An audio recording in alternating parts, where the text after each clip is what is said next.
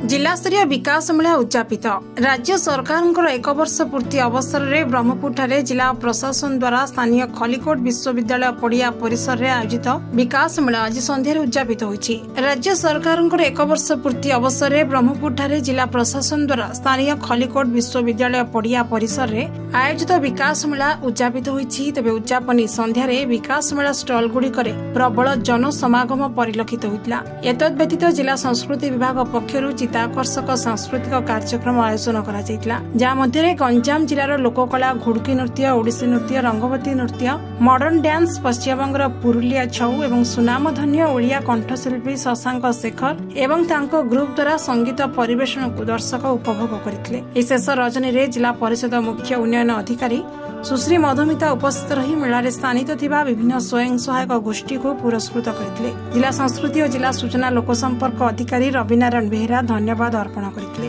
Brahmapur Manmohan Patnaik report, Odissi Khabar.